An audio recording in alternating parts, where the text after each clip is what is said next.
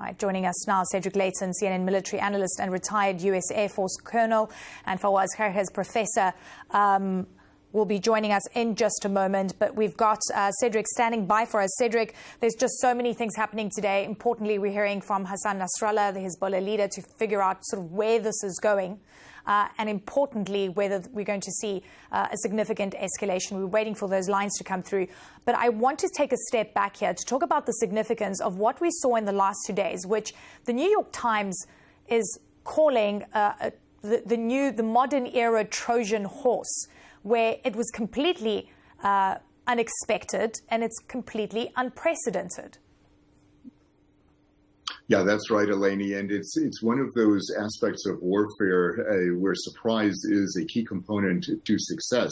And in this particular case, the Israelis ingeniously figured out that what they needed to do in order to disrupt the Hezbollah command and control structure is to, in essence, sever their communications links. And one way to do that, absent bombing radio towers or cell towers or things like that, is to go after a network like the pager system. And in this particular case, they decided to do it in this dramatic fashion. And the reason they did this, I think, is because what they wanted to do is not only disrupt the communications links, but they also wanted to render as many Hezbollah operatives as useless as possible. So what they were trying to do is not only sever the communications links, but also have a military operational success without really sending troops into Lebanon. And that's one way that they figured they could do it. And they knew that, of course, Nasrallah had directed that the communications of Hezbollah move from smartphones and other cell phones to pagers, to an old school method of communication. That old school method of communication was designed to be basically invulnerable to modern technology and to modern attacks. But the fact of the matter is the Israelis found a way around that using somewhat old school techniques of actually planting explosives, minute explosives, in the pagers themselves. And that made a difference. Yeah, intercepting the supply chain, which is really phenomenal to think about how this whole thing transpired. As we said, Hassan Nasrallah currently speaking. We're waiting to hear whether there are plans for retaliation, what that could look like. In the meantime, Israel says that they're heading into a new era of this war. They've sent the 98th Division to the north, which is significant. We don't know what that would look like. There is major fear in this region as a whole about potential escalation. And many have said what we've seen in the last 2 days could be a prelude to something far bigger. What is your take from a military perspective? Yeah, Éliane, I think it is probably a prelude to something bigger. We saw, as Ben Wiedemann was reporting, we saw the Israeli jets circling over Beirut and dropping flares. That in and of itself is not going to damage anything on the ground, but it is a signal that they can rule the skies of Lebanon with impunity. In other words, they have air superiority. On the ground, with the 98th Division moving from Gaza to the northern border, and with the Israeli Chief of the General Staff saying that they're ready to basically implement war operations, what I think we're going to see is the movement forward of Israeli forces at least getting ready to move into southern Lebanon, probably up to the Litani River. If they do that, then the idea would be to take that territory, rid it of Hezbollah fighters as much as Israel can, and then give a safe zone basically to the northern Israeli towns so that the residents can return there, which is a war aim of Prime Minister Netanyahu's. So that's one possible scenario for the IDF to prosecute this war. It does in essence serve to fulfill Netanyahu's political goals and his war aims. So that would be one way that this could move forward. All right, I just want to bring in Fawaz Khairkha, Professor of International Relations at the London School of Economics. Fawaz, great to have you with us. I know you've been watching closely what Hassan Nasrallah has been saying, the messaging importantly, and what this could basically mean in terms of next step. What is standing out for you right now?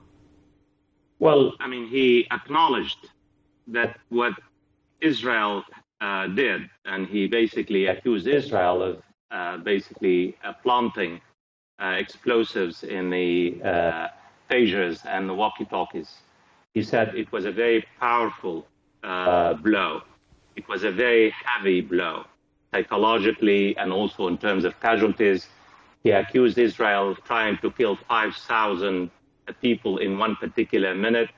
He acknowledged the fact that they will try to find out how Israel was able to infiltrate and penetrate the supply chains. He said, look, this is war, and in war you win once and you lose once. It's part of the complicated war with Israel.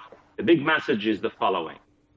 Hezbollah has promised his followers, his social base, that the organization is consolidated, the decision-making is solid, the group is ready to go at any moment, no fracturing in the organization.